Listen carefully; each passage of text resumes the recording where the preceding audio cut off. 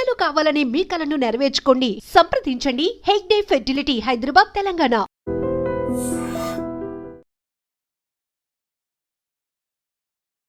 Visakha PM Palem police station పరిధిలో ఒక నిండు గర్భిణి తన భర్త చేతిలోనే ప్రాణాలు పోగొట్టుకుంది.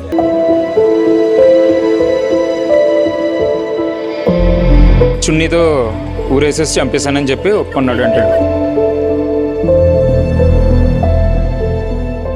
బాడీ కలర్ అంతా చేంజ్ అయిపోయింది. అండ్ ఆ అబ్బాయికి కూడా మొత్తం అన్ని స్క్రాచెస్ ఉన్నాయి, లైక్ నెయిల్ మార్క్స్ హ్యాండ్స్ మీద, దీని మీద మొత్తం ఉన్నాయి.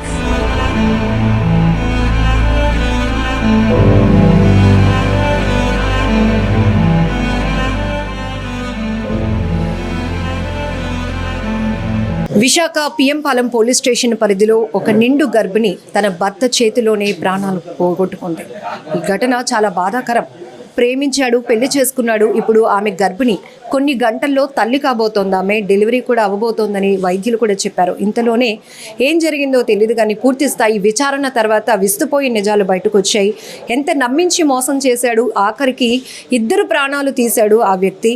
అసలు వివరాలు ఏంటో అడిగి తెలుసుకుందాం. ఏసీపీ అప్పలరాజు గారు మనతో పాటు ఉన్నారు. సార్, ఏం జరిగింది సార్? పూర్తి ఇన్వెస్టిగేషన్లో వచ్చినటువంటి నిజాలు ఈ చనిపోయిన అనుషకి ఈ జ్ఞానేశ్వర్ అనేవాడు లవ్ చేసి పెళ్లి చేసుకున్నారు 2022లో. పెళ్లి చేసుకున్న దగ్గర నుంచి ఒక 3 ప్రాంతాల్లో నివాసం ఏర్పాటు చేసుకుని మారారు. ఫైనల్గా మన 1 ఇయర్ నుంచి కూడా మన పిఎంపాలెం ఆర్టీసీ డిపో దగ్గర ప్రాంతంలో ఉంటున్నారు. ఉన్న తర్వాత ఈ అమ్మాయికి ఈ మధ్యకాలంలో ప్రెగ్నెన్సీ కూడా వచ్చింది.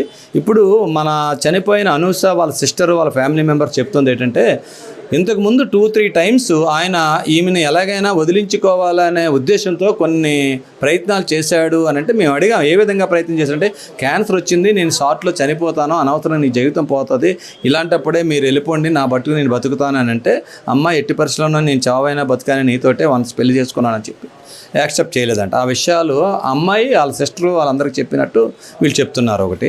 రెండోది, తర్వాత ఒక 5 months బ్యాక్ ఇప్పుడు మా పేరెంట్స్ వాళ్ళు తెలిస్తే చంపేస్తారు, ఇంకా నన్ను బతకనివ్వరు, నిన్ను బతకనివ్వరు, ఎందుకు మన జీవితం ఇలాగా, ఎందుకు మ్యూచువల్గా ఎవరి మట్టుకు వాళ్ళు వెళ్ళిపోదాము అన్నట్టు చెప్పాడంట. అప్పుడు కూడా ఈ అమ్మాయి వాళ్ళ విషయం వాళ్ళ పేరెంట్స్ వాళ్ళ ఫ్యామిలీ మెంబర్స్ చెప్పిన తర్వాత దానికి కూడా ఈ అమ్మాయి యాక్సెప్ట్ చేయలేదు. తర్వాత ఇలాగా ఫుల్గా ప్రెగ్నెన్సీ అడ్వాన్స్గా వచ్చింది 9th డే. యాక్చువల్గా నిన్న 13వ తారీఖున రెయిన్బో హాస్పిటల్లో డాక్టర్ సుధా అనే ఆమె దగ్గర ట్రీట్మెంట్ అంట, టెస్ట్లు కూడా వెళ్తున్నారు, అడ్మిషన్ అవ్వాలి.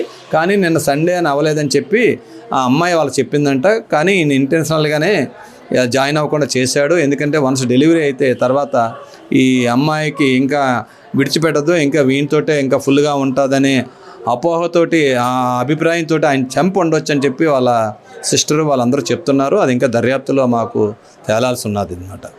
ఇదే క్రమంలో మొన్న ఒక 5 days బ్యాక్ కూడా ఫలూదా అని చెప్పి ఒక డ్రింక్ ఏదో అమ్మాయికి ఇచ్చాడంట ఇక్కడ షాప్ నుంచి. అమ్మాయి తీసుకుంటున్నప్పుడు అందులో ఒక ట్యాబ్లెట్ వచ్చిందని చెప్పి వాళ్ళ సిస్టర్ చెప్పింది. గని అంటే జ్ఞానేశ్వర్. గని అన్నాడు, షాప్ వాడిని వెళ్ళి పట్టుకుందాం, నిలదీద్దాం, ఎలాగొచ్చింది ట్యాబ్లెట్ అనుకొని అన్నాడు. కానీ అది అయితే ఏం చేశాడో ఆ విషయం మీద వీళ్ళు మరి అడగలేదు. ఆయన మాత్రం ఫుల్గా నమ్మింది అనుష అన్న అమ్మాయి.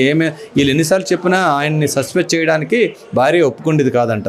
మంచోడు, బాగా చూసుకుంటాడు అనుకునే చెప్పేదాడు. కానీ ఈ విధంగా చేయడం వల్ల ఇప్పుడు వాడు చెప్పిన మాటలన్నిటికీ, ఈ చర్యలకి ఇప్పుడు వాళ్ళకి అర్థమైంది, ఇలా చేశాడని చెప్పేసి వాళ్ళు బాధపడుతున్నారంట. సార్, ఉదయం ఎన్ని గంటలకి ఘటన జరిగింది? ఆ సమయంలో ఇంట్లో ఎవరు లేరా సార్? ఇప్పుడు ఈ ఘటన ఏంటంటే, నిన్న వాళ్ళ అమ్మమ్మ కూడా డెలివరీ కోసం హెల్ప్ కోసం అని వచ్చింది నిన్న ఉదయం 10 గంటలకి. వాళ్ళ అమ్మమ్మ కూడా రాత్రి ఆ ఇంట్లోనే ఉన్నది. వీళ్ళ బెడ్రూమ్లో వీళ్ళు ఉన్నారు. రాత్రి ఆ స్టేటస్ అది కూడా 11 తర్వాత కూడా పెట్టిందని చెప్తున్నారు. మాకు తెలిసినంత వరకు ఆఫ్టర్ 12 ఉదయం 5 మధ్యలో జరిగి ఉండడానికి అవకాశం ఉన్నదని చెప్పి మాకు అర్థమవుతుంది. ఇంకా ఆయన ఇంట్రాగేషన్లో ఇంకా అన్నీ అని చెప్పాలి. ఇంకా అదుపులో తీసుకున్నారు. మా పిఎంపాలెం సిఐ గారు వాళ్ళ టీం అందరం కూడా చేస్తున్నారు. చేసిన తర్వాత కొన్ని విషయాలు వారి నుంచి రాబట్టవలసి ఉన్నది. సార్, ప్రేమ పెళ్లి అంటున్నారు, ఎప్పుడు జరిగింది, ఎక్కడ జరిగింది? ఈ వదిలించుకునే భాగంలో మా తల్లిదండ్రులకు తెలియదు కాబట్టి మనం విడిపోదాం, ఇద్దరం సేఫ్గా ఉందాము అని కూడా ఒక సాకు చెప్పాడు అంటున్నారు. అసలు జ్ఞానేశ్వర్ వాళ్ళ ఇంట్లో ఎవరికి ఇతనికి పెళ్ళి అయినట్టు కానీ ఆమె గర్భవతి అయినట్టు తెలియదు. అది తెలియదని చెప్పేసి ఇప్పుడు వీళ్ళు చెప్తున్నారు. ఇంకా మేము ఎంక్వైరీ చేయలేదండి ఆ యాంగిల్లో. ఇప్పుడు అది ఎంక్వైరీ చేసి ఫర్దర్గా తెలుసుకొని ఆ యాంగిల్లో కూడా ఇన్వెస్టిగేషన్ చేస్తామండి. కానీ వీళ్ళ ప్రేమ పెళ్లి అనేది సింహాచలంలో 2022 డిసెంబర్ 10న చేసుకున్నారు. చెప్తున్నారు. అప్పటికి ఈ జ్ఞానేశ్వర తాలూకా రిలేటివ్స్ కానీ ఫ్యామిలీ మెంబర్స్ ఎవరు రాలేదు, ఫ్రెండ్స్ కొంతమంది వచ్చారని చెప్తున్నారు. ఈ అమ్మాయి తరపు వాళ్ళ సిస్టర్ హస్బెండ్ ఇంకా కొంతమంది ఫ్రెండ్స్ అటెండ్ అయ్యారని చెప్తున్నారు. జ్ఞానేశ్వర్ మీ ముందు ఏం ఒప్పుకున్నాడు సార్, ఏం జరిగింది? జ్ఞానేశ్వరరావు ఇంకా ఇంట్రాగేషన్ చేయలేదండి, చేస్తున్నా. ఆడు మామూలుగా మాట్లాడితే ఏంటంటే నాకు ఒక అమ్మాయి ఎవరితోటో క్లోజ్గా మూవ్ అవుతున్నావు, వాళ్ళతో ఫోన్లో మాట్లాడుతున్నావు, అనుమానంతో నన్ను అనుమానించి ఎప్పుడు నాతోటి గొడవ దిగేదండి. రాత్రి కూడా అలాగే గొడవ పెట్టింది. గొడవ పెడితే నేను తట్టుకోలేక అమ్మాయిని ఈ విధంగా త్రోటలు చేసి ఇలాగ చేతులతో పేక నులిమేశాను, చచ్చిపోయింది అని చెప్తున్నాడు. అది ఇంకా కన్ఫర్మ్ చేయవలసి ఉన్నది. సార్ కారణం ఏదైనా నిండు గర్భిణీ ప్రాణం అంటే ఇద్దరు ప్రాణాలు పోయాయని చెప్పొచ్చు, ఎందుకంటే మరికొన్ని గంటల్లో డెలివరీ కూడా జరగబోతోంది. ఏం చెప్తారు సార్ సొసైటీకి? ఈ మధ్య ప్రేమ, ఆస్తి తగాదాలు, వివాహేతర సంబంధాలు ఇవే ప్రధాన కారణాలు అవుతున్నాయి ఆత్మహత్యలకు కానీ హత్యలకు కానీ. ఏం చెప్తారు? ఇప్పుడు మనకు తెలుస్తుంది ఏంటంటే ఈ సొసైటీలో చూస్తున్న చిన్న చిన్న ఘటనలు అండి. ఇప్పుడు ఈ ఉదాహరణకి జ్ఞానేశ్వర్ ఉన్నాడు, అమ్మాయి అంటే ఇష్టం లేకపోతే వదిలివచ్చు, కానీ నిండు గర్భిణిని ఆ విధంగా ఆయనతోటి కలిసి ఇన్ని సంవత్సరాలు కాపురం చేసిన ఒక ఆడపిల్లని ఆ గర్భిణిని చూసి చలించిపోతారనమాట. ఆమె చూస్తే నిన్న ఫోటోలు కూడా స్టేటస్లో ఎంత బాగా పెట్టుకున్నదంటే ఆ 9th month ప్రెగ్నెంట్ ఆ అమ్మాయి అంత సంతోషపడింది, త్వరలో డెలివరీ అవుతాను, జన్మనిస్తాను, తల్లిని అవుతాను ఆనందంతో. ఈ ఆనందం ఎప్పటికీ కొంత టైంలోనే వాడు ఈ విధంగా చేస్తాడని పాపం అమ్మాయికి తెలియదు. చాలా దారుణం అండి. నేను చెప్తుంది ఏంటంటే ఎవరికైనా మీ మీద ఇష్టం లేకపోయినా మనకి ఇక్కడ ఒక అమ్మాయికి గొంతు కోసాడు, అమ్మాయి లవ్ చేయలేదని, పెళ్లి చేసుకోవట్లేదని. అలాంటి ఇష్టం లేకపోతే వదిలి వచ్చి కానీ ప్రాణాలు తీసిన వరకు వెళ్ళడం అనేది చాలా ఈ సమాజంలో మిగతా వాళ్ళకి రాంగ్ మెసేజ్ వెళ్తుంటుంది. ఇది ఎవరికి కూడా మంచిది కాదు.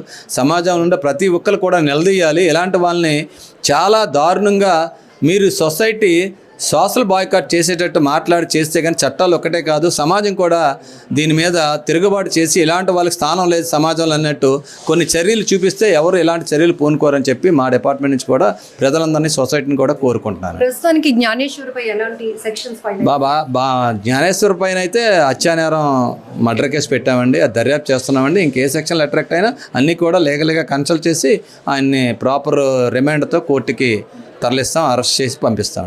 పాపం అనుష తన జీవితం ఇలా అవుతుందని ఊహించుకోలేకపోయింది. ప్రేమించిన వ్యక్తి తనని ప్రాణంగా చూసుకుంటాడు, వైవాహిక జీవితం ఎంతో హ్యాపీగా లీడ్ చేయొచ్చు, అలానే కొన్ని గంటల్లో తల్లి కాబోతున్నాను అన్న ఆనందం క్షణాల్లోనే ఆ భర్త దారుణమైన క్రూరత్వమైనటువంటి చర్య వల్ల ఆవిరైపోయింది.